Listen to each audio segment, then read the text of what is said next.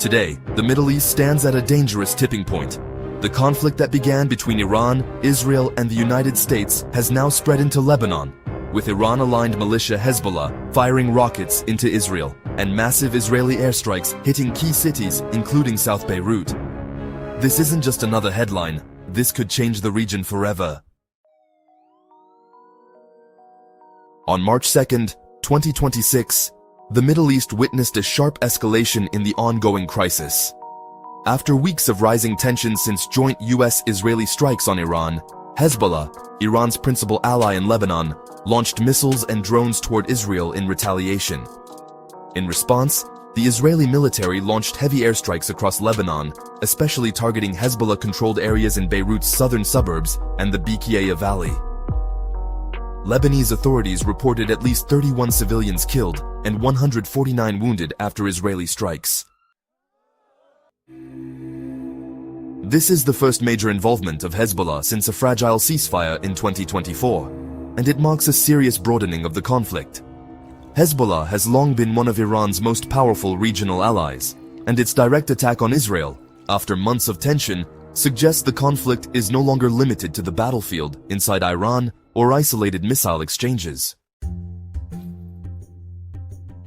This escalation didn't happen by accident. The conflict originally intensified after joint US-Israeli strikes on Iran earlier this year, part of a campaign to weaken Iran's military capabilities and deter its regional influence.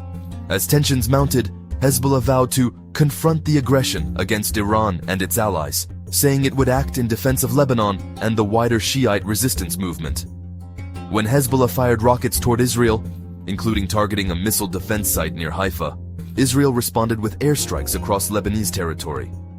This exchange marks a new phase where regional proxies are now active participants, pushing the crisis beyond borders. Lebanon and Israel had agreed to a ceasefire in November 2024, intended to end more than a year of bitter fighting between Israel and Hezbollah. But even after that ceasefire, violations continued, and both sides accused each other of attacks and provocations. When the broader Iran conflict reignited this year, those old tensions flared again.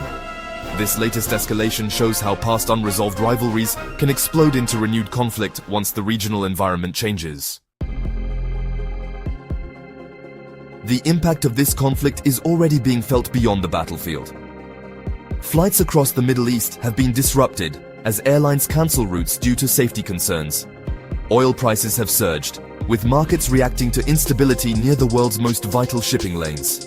Governments around the world are issuing safety alerts for their citizens in the region. France has placed its domestic security forces on alert in response to potential demonstrations and instability linked to the crisis.